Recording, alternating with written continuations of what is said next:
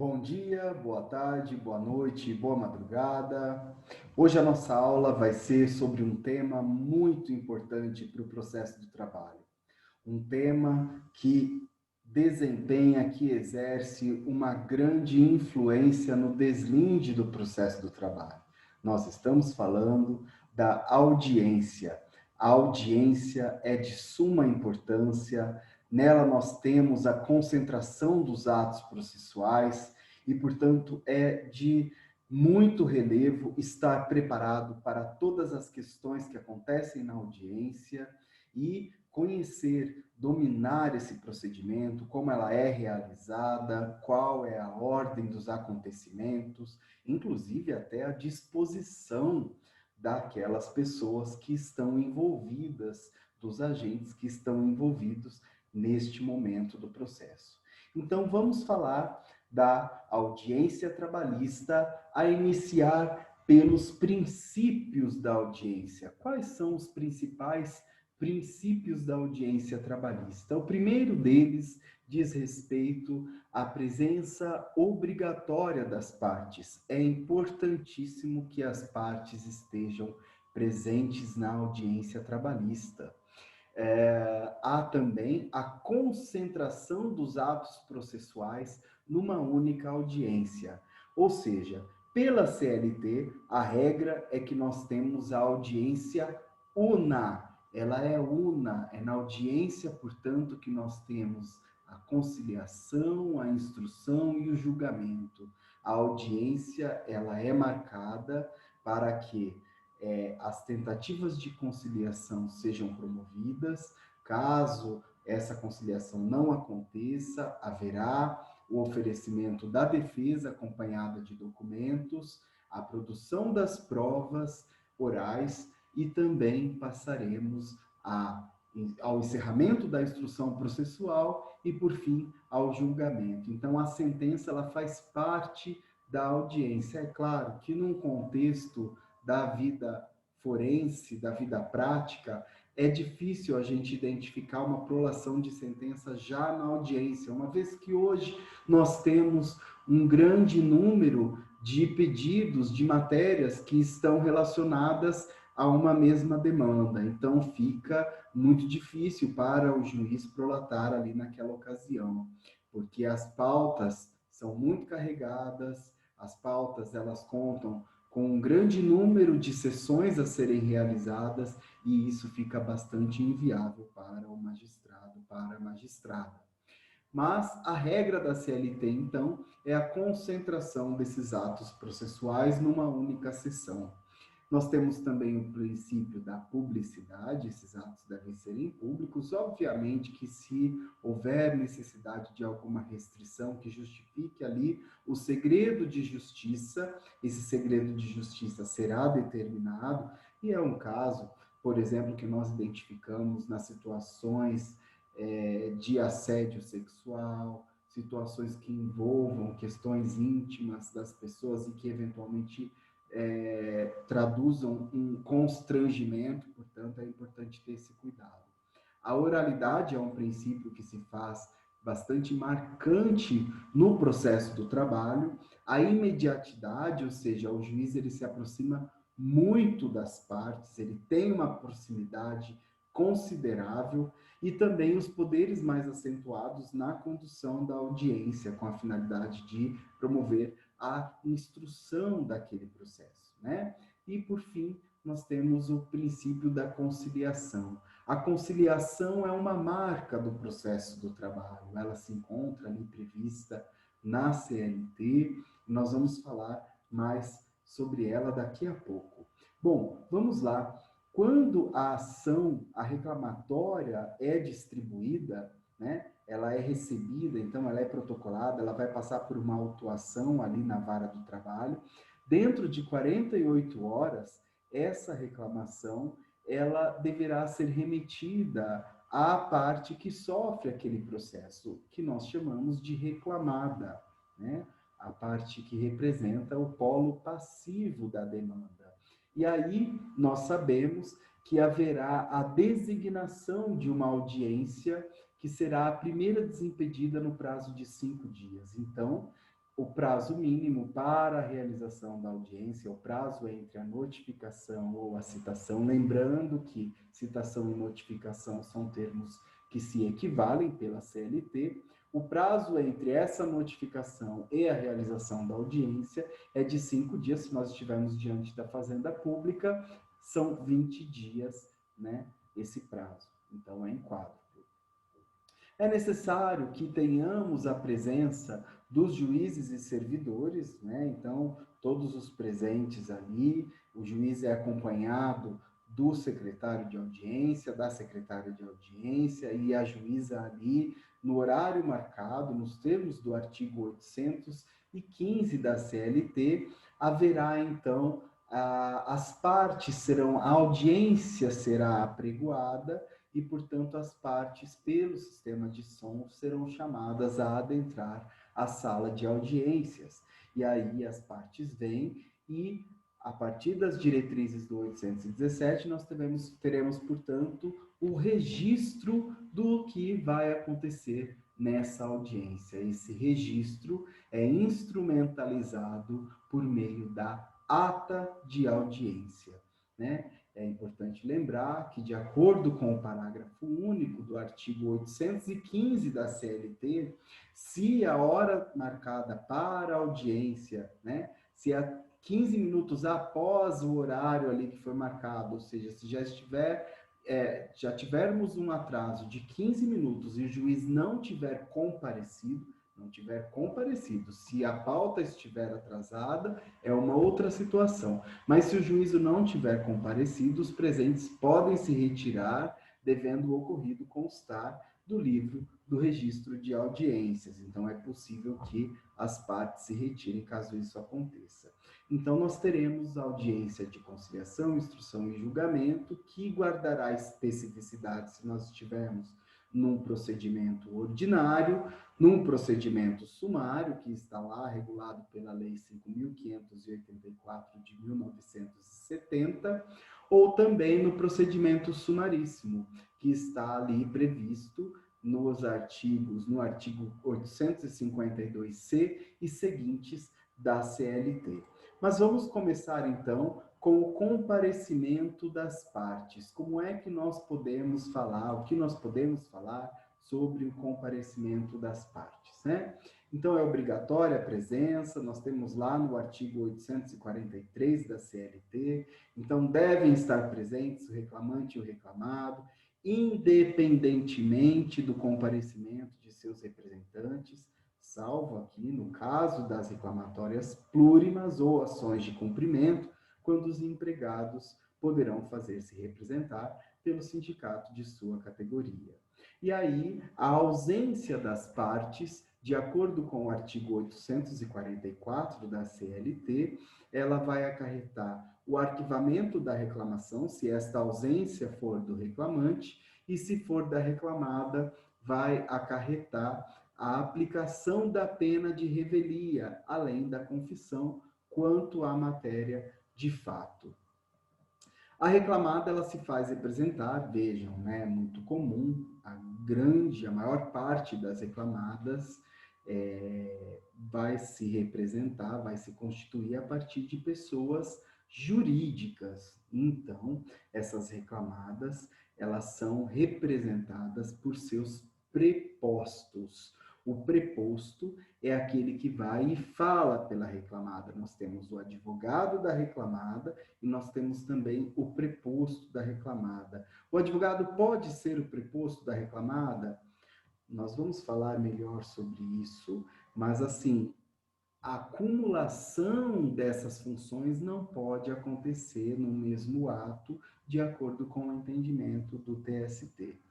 Mas é importante a gente destacar que o TST entendia, por meio da súmula 377, uma súmula que ainda não foi modificada, mas ele entendia que havia uma necessidade de o preposto ser empregado da reclamada.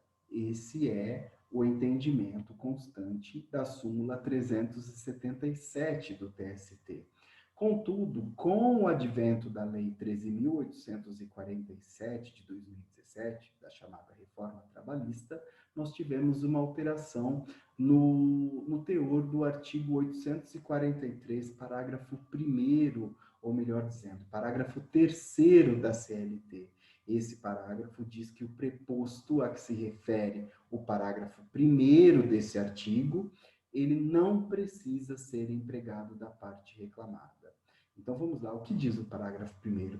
Ele faculta ao empregador fazer-se substituir pelo gerente ou por qualquer outro preposto que tenha conhecimento do fato e cujas declarações obrigarão o proponente. Isso significa que o preposto poderá confessar, as suas declarações irão obrigar o proponente, né? Então, a partir do parágrafo 3º desse mesmo artigo, nós teremos a possibilidade do preposto, ainda que não seja empregado da reclamada, de aquela pessoa atuar como preposto.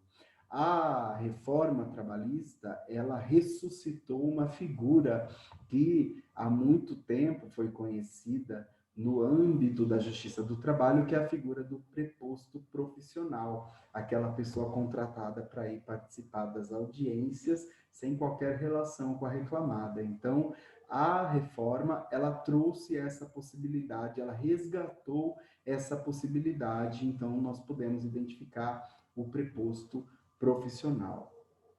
A ausência do trabalhador por impossibilidade, né, se eventualmente por uma questão, por um problema aí de doença ou qualquer outro motivo muito relevante, né, devidamente comprovado, se ele não puder comparecer pessoalmente, ele pode se fazer representado por outro empregado que pertença à mesma profissão ou por seu sindicato. E aí, quando a gente fala das consequências em virtude da ausência do reclamante, né, da ausência do trabalhador, como é que a gente olha para essa questão no âmbito da jurisprudência? Vamos lá. O TST entende, por meio de uma súmula muito antiga, que é a súmula de número 9, que a ausência do reclamante, quando adiada a instrução, após contestada a ação em audiência, não importa arquivamento do processo. O que significa? Embora nós tenhamos conhecimento de que a audiência é una, há uma concentração, então numa audiência una nós teremos a conciliação, instrução e julgamento, é possível que aquele processo, que aquela audiência seja adiada para um momento posterior, e várias questões podem justificar o adiamento dessa audiência. A ausência de uma testemunha pode justificar o adiamento dessa audiência, a necessidade de produzir uma prova pericial pode também trazer essa demanda. Enfim, quando acontece esse adiamento, a contestação é oferecida, e aí a audiência vai prosseguir numa outra data, após o oferecimento, portanto, dessa contestação, o processo não é mais arquivado, ele vai ser julgado. Então, ainda que o reclamante se ausente, haverá a aplicação da confissão quanto à matéria de fato àquele reclamante, e a causa vai ser julgada nas condições em que ela se encontra.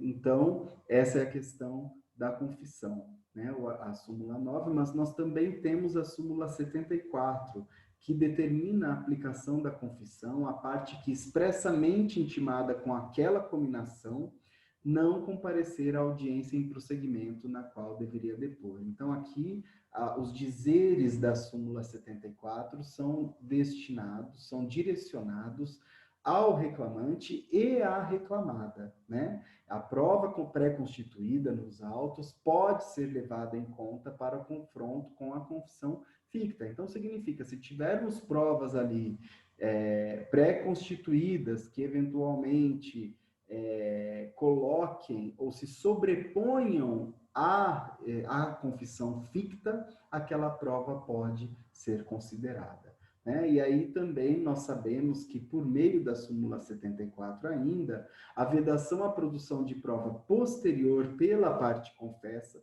somente a ela se aplica, não afetando o exercício pelo magistrado do poder-dever de conduzir o processo. Então, ele pode, eventualmente, querer ouvir alguém, enfim, ele vai ter essa ampla liberdade. É nesse sentido a súmula 74 também do TST.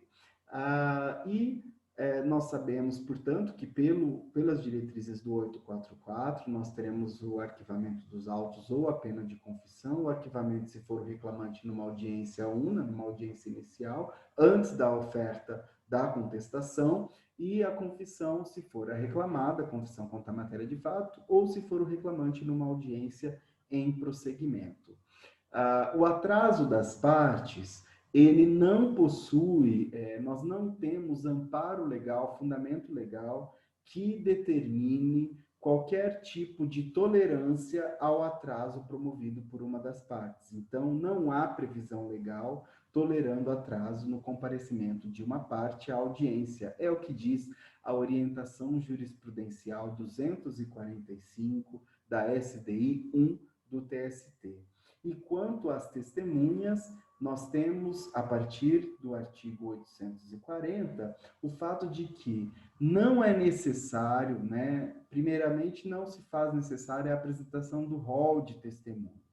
Então, o reclamante e o reclamado comparecem à audiência acompanhados de suas testemunhas, apresentando, nessa ocasião também, as demais provas que entende cabíveis. Detalhe, poderão ser ouvidas até três testemunhas, se nós estivermos no procedimento ordinário, se nós estivermos no procedimento sumaríssimo, até 2 testemunhas, e no procedimento sumário não há uma previsão legal, não fala, a Lei 5.584 de 70 não fala.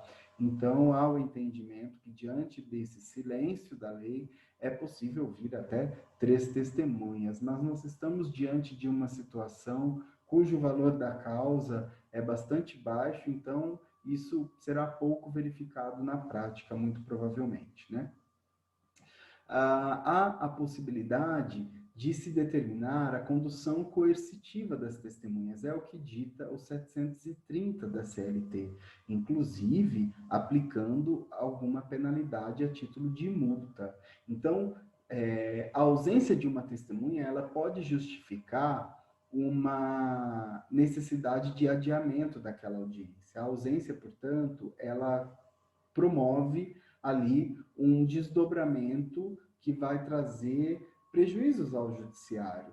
Então, se ela se ausenta e na outra audiência, com a devida combinação de que ela poderá responder à multa e poderá sofrer condução coercitiva, ela pode vir a receber uma aplicação de penalidade e uma condução coercitiva também.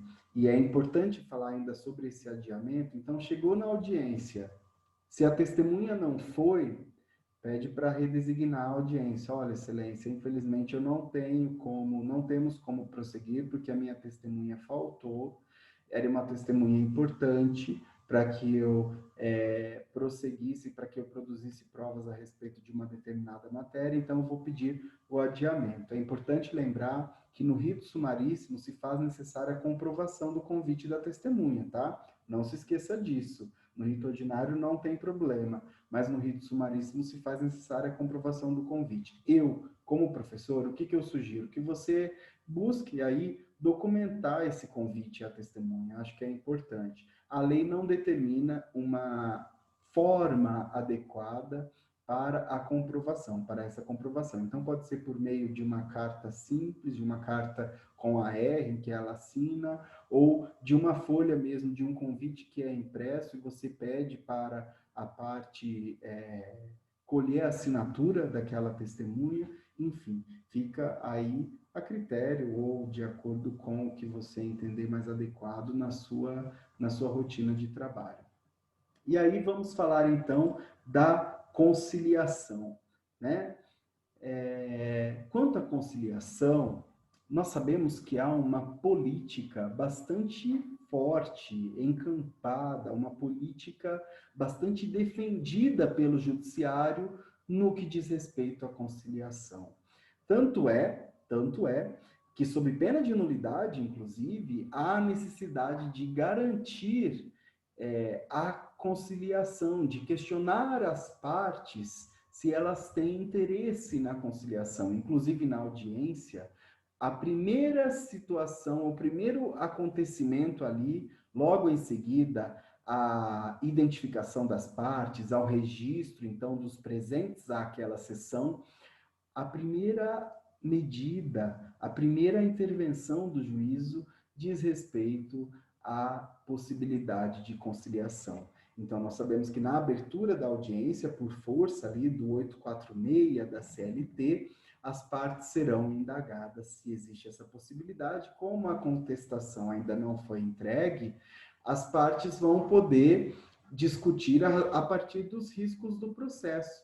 Naquele momento, o reclamante já tem uma ideia de como serão produzidas as suas provas, das possibilidades de produzir as suas provas, então ele já pode ter uma noção ali dos riscos do processo, e a reclamada também, apesar de não ter entregue ainda a sua contestação, já tem uma visão bem ampla do que pode acontecer, né? Naquele momento é mais tranquilo fazer o acordo, né? É mais tranquilo porque nós não temos todas as provas produzidas, a gente não tem ainda uma situação de uma testemunha que desaponta uma das partes, ou de uma confissão inesperada, seja pelo empregado, seja pelo preposto da reclamada, enfim, é um outro cenário, de fato. Mas nós vamos ter também a necessidade de uma tentativa conciliatória logo após as razões finais. Então, após ali toda a produção da instrução processual, das provas processuais, né, a gente vai ter o encerramento da instrução, depois a gente vai ter as razões finais e logo em seguida o juiz pergunta se há possibilidade de acordo. Neste momento processual, contudo, haverá uma maior visão, uma visão mais abrangente do deslinde do processo, porque ali as partes já terão uma ideia do que foi produzido, se eventualmente houve alguma confissão, se uma testemunha acabou não correspondendo como a parte imaginava que ela iria depor, então, puxa, a testemunha sabia, mas ela não se expressou bem, ou enfim, aconteceu algum desdobramento ali que prejudicou completamente a prova testemunhal. Muitas questões podem acontecer. Então, neste momento, é comum a gente, digamos assim, ver o jogo virar, né? Porque aí uma das partes acaba ficando mais vulnerável a ter que aceitar um acordo diferente até do inicial, uma vez que a situação, o cenário do processo é outro, né? Não é, caso tenha uma conciliação, o direito à homologação não é líquido e certo, então o juiz pode discordar daquela conciliação, dos termos daquela conciliação, né? É importante a gente destacar isso. E aí é importante terem cuidado também quanto à questão da quitação. Por quê?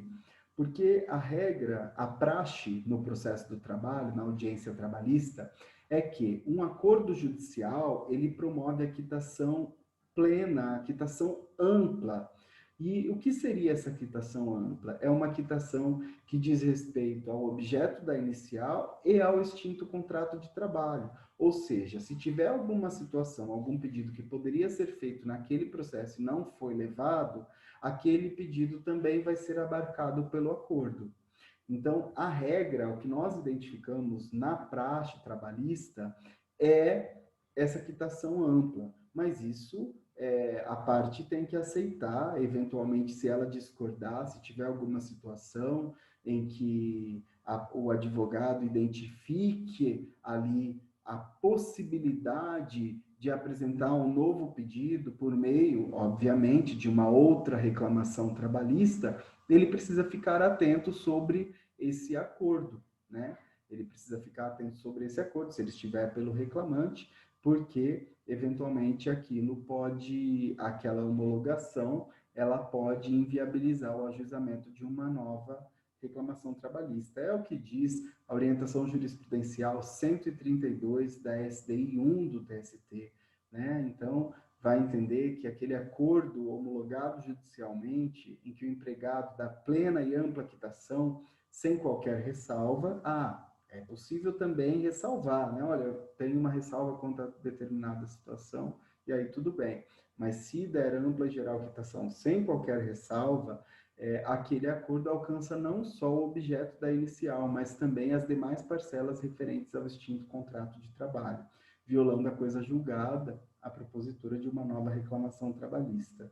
E aí nós vamos ter uma discussão também quando a gente pensa numa doença ocupacional, por exemplo, cujos sinais surgem depois de toda aquela situação, os primeiros sinais daquela doença ocupacional surgem depois daquela situação de acordo, enfim, isso deve ser discutido judicialmente, mas essa é a regra, tá certo? E aí é importante também discriminar as parcelas, deixar ali claro quais são as parcelas avançadas, por quê? Porque é importante identificar quais parcelas são indenizatórias e quais parcelas são salariais, uma vez que sobre as parcelas salariais haverá incidência de contribuições previdenciárias e sobre as indenizatórias não haverá incidência dessas contribuições, tá certo? Vamos falar então de como se estrutura a sala de audiência, como é a disposição. Então eu preparei aqui para você, um slide que traduz mais ou menos como é a disposição. Vamos lá, nós temos a mesa, né? A mesa ela fica em formato de T ali, como você pode observar, na cor azul. E aí nós vamos ter no centro ali a juíza do trabalho e o secretária de audiência, né, que estarão posicionados ali na cor verde, na legenda ali que a gente colocou. À esquerda da secretária de audiência, nós teremos, então, o advogado, a advogada e o empregado, a empregada. Então, o reclamante fica à esquerda do juiz e à direita fica a advogada e a preposta da reclamada, ou preposto da reclamada. Então, é assim que se distribui, né?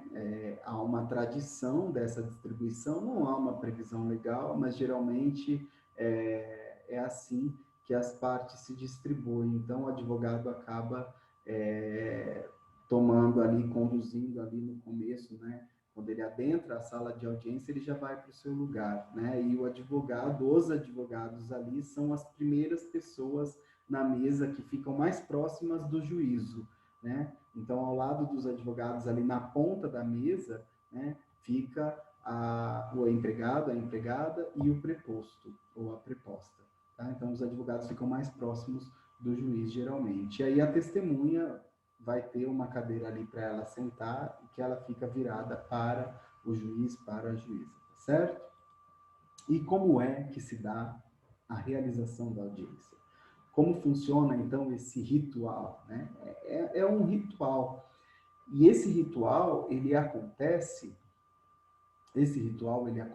então, ele se inicia com o que a gente chama de pregão, né? É o momento ali em que as partes são apregoadas, a audiência é apregoada, e aí nós vamos ter o registro das presenças das partes, eventualmente você pode estar representando, advogando pela reclamada, chegou lá, não tem a carta de preposição, peça um prazo para o juízo, a fim de que você possa apresentar a carta de preposição, peça para, então, o seu cliente, a sua cliente levar o seu documento de identificação, tá certo? Se você também tiver um problema de procuração, peça para registrar ali por ato de acta, que se registre ali no ato mesmo da ata de audiência a sua nomeação como advogado, e depois você eventualmente regulariza aquela procuração, sobretudo se nós estivermos diante de uma reclamada, de uma pessoa jurídica, para colocar o nome certinho de quem está fazendo aquela outorga de mandato, tá certo?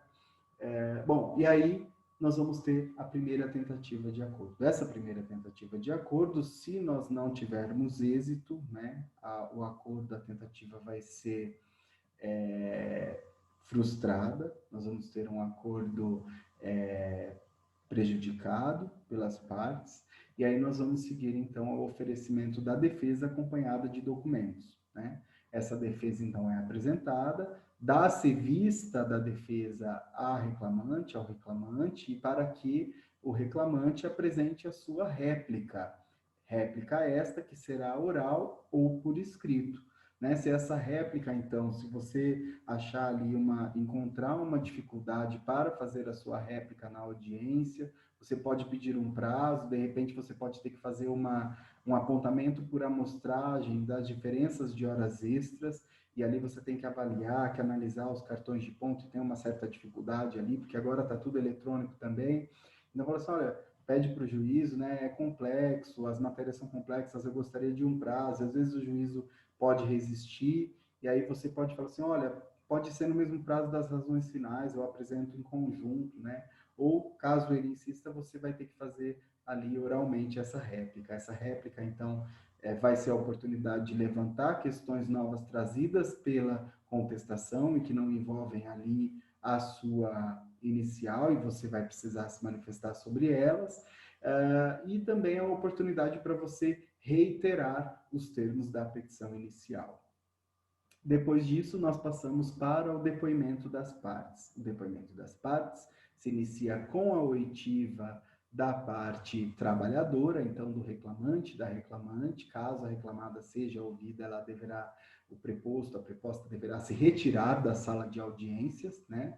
Até porque se ele voltar, quando ele voltar, ele vai ser, se ele for ouvido, né? Então ele se retira, volta e aí vai ser ouvido, ele também pode confessar. Né? Inclusive, uma situação que acontece é o requerimento pela parte quanto aos fatos desconhecidos pelo preposto da reclamada. Então, é a aplicação do artigo das penas do artigo 400 do Código de Processo Civil.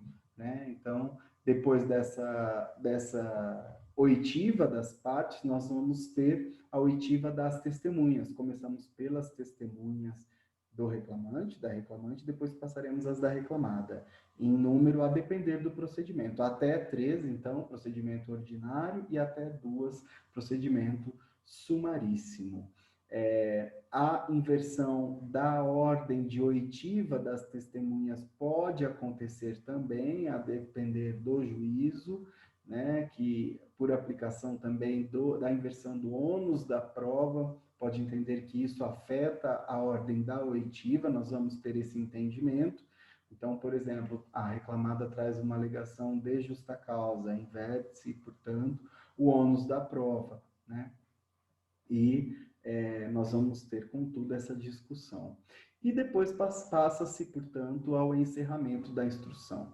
É basicamente, em linhas gerais, de uma forma bastante resumida, esse o ritual da audiência. Né? Encerra-se a instrução, se tivermos ali uma discordância, é possível protestar quanto a esse encerramento da instrução, fique atento o tempo todo ao que está sendo redigido por meio do monitor que está instalado na sala de audiência. O papel do advogado é bastante delicado neste momento, porque ele precisa ficar atento ao monitor, ao que está sendo redigido na ata, porque aquela ata ela vai representar tudo o que aconteceu. Então, se tiver alguma questão ali que precise ser colocada, de uma divergência quanto ao teor do depoimento, ela tem que ser levantada ali na hora, porque vai constar da ata que havia um monitor disponível para as partes e, portanto, ele não vai poder questionar depois, dificilmente, quer dizer, questionar ele pode, mas dificilmente ele consegue alguma alteração. Né? E depois desse encerramento da instrução processual, caminha-se para as razões finais.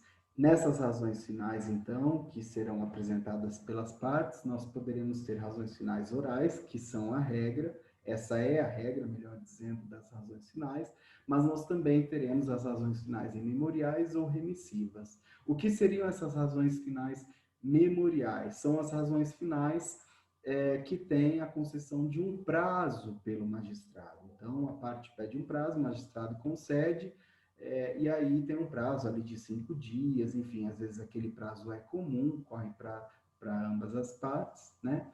E aí depois nós vamos para as razões remissivas.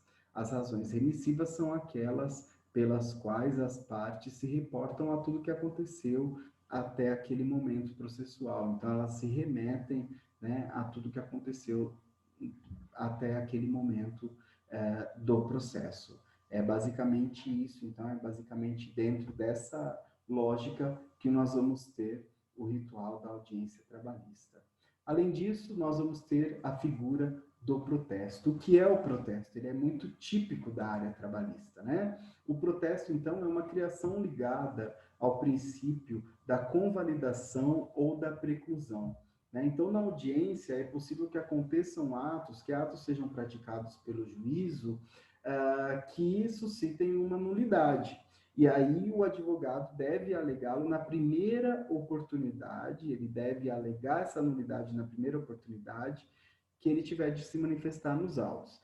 Como ele alega, no caso, num contexto de uma audiência, por meio dos protestos. Ele não vai falar, fica até deselegante, né? Ele se sujeita a fazer, isso é nulo, né? Não, ele fala, excelência, gostaria que consignasse meus protestos quanto ao indeferimento de uma eventual prova testemunhal. Então, eu queria ouvir mais uma testemunha, o juiz vem e indefere e fala, olha, já há elementos nos autos suficientes para a prolação de sentença. E aí, se eu discordo, se eu entendo que aquela testemunha que a oitiva daquela testemunha era fundamental para mim, então eu ofereço os meus protestos e peço para que esses protestos sejam registrados na ata de audiência. Somente os protestos. Protestos do patrono do reclamante, protestos do patrono da reclamada, beleza, no momento oportuno a gente vai retomar essa questão. E aí, esses protestos também podem ser, eventualmente, por uma pergunta indeferida. Então, a testemunha foi ouvida, e aí embora ela tenha sido ouvida, uma ou outras, ou várias perguntas foram indeferidas, e eu discordo disso. Então, por quê? Porque era importante para provar aquilo que eu gostaria e tudo mais. Então, eu pego e registro, peço para que sejam registrados os meus protestos. Então, em qualquer momento, qualquer decisão ali, durante o decorrer da audiência que o juiz tomar, se tiver alguma situação que seja proibida pela lei ou que você se entenda prejudicado, se entenda diante de um prejuízo processual, é importante manifestar os protestos, né? E aí fica um questionamento. O protesto seria uma possibilidade, né, enquanto uma possibilidade de manter viva uma impugnação, então esse protesto ele vai ser para não precluir, mas aí fica uma dúvida. Feito esse protesto, quando é que eu irei fundamentá-lo? Professor, você acabou de comentar que eu só preciso colocar os protestos, mas eu não vou trazer os fundamentos desses protestos em nenhum momento. Você vai precisar levar, né? E aí nós vamos ter uma discussão, há uma tese de que a fundamentação deve vir nas razões finais ou recursais, há uma outra tese que entende que eu não preciso do protesto, então eu posso levar a discussão só nas razões finais, e aí já está tudo garantido, não precluiu.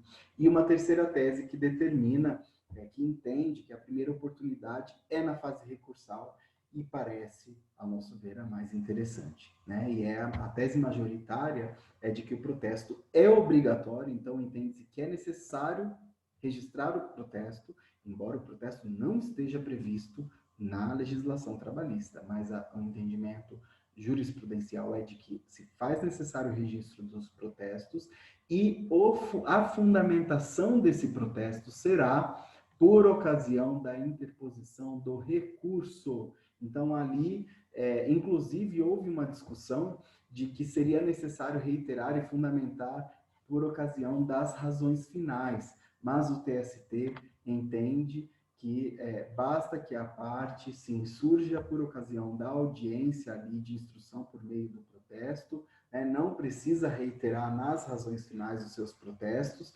podendo fazê-lo no recurso ordinário. Então, naquele recurso ordinário, ela vai apontar um cerceamento de defesa, uma violação ao artigo 5º, 55 da Constituição. É claro que a violação à norma constitucional ficará muito mais restrita, é muito mais evidente essa tutela por ocasião da interposição do recurso de revista, mas ali já é possível citar aqui, então, aquele cerceamento, desrespeito ao artigo 5º, 55 da Constituição Federal foi promovido e, portanto, aquela sentença, aquele ato deve ser anulado, deve ser realizada uma nova audiência, e se o juízo, se o colegiado entender, deverá, então, será anulada aquela audiência, a sentença, enfim. e serão produzidos novos atos para que aquela nulidade ela não venha a se manter na resolução daquela situação. Uma outra situação, para a gente finalizar a nossa aula,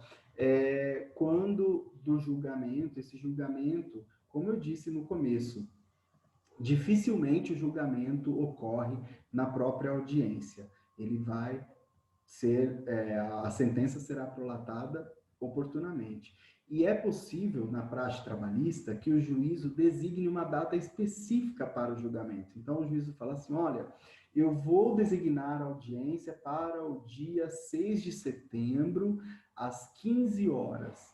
No dia 6 de setembro, às 15 horas, e aí o juiz, nos termos da súmula 197 do TST, determina aquela audiência. É importante tomar cuidado, porque se a data do julgamento estiver designada nos termos da súmula 197, o prazo para a interposição de recurso começa a fluir a partir do primeiro dia útil subsequente. Ou seja, tome muito cuidado, porque você pode perder o prazo para o seu recurso e a ação vir a transitar em julgado, né? Então, você pode ter eventuais problemas aí por força da não interposição do recurso, tá certo? Atente-se, portanto, às diretrizes da súmula 197 do TST. Agora, se o juiz falar assim, a sentença vai ser prolatada e as partes serão intimadas de seu teor a partir do Diário Eletrônico da Justiça do Trabalho, enfim, de algum outro meio oficial, tudo bem, aí não tem problema, é só aguardar a intimação. Mas caso o juiz não fale, não designe uma data específica, tome cuidado, porque o seu prazo recursal começa a fluir a partir do primeiro dia útil subsequente, tá certo? Bom, era isso para o nosso encontro de hoje sobre audiência. Qualquer dúvida, eu estou à disposição nos nossos canais de comunicação. Até a próxima.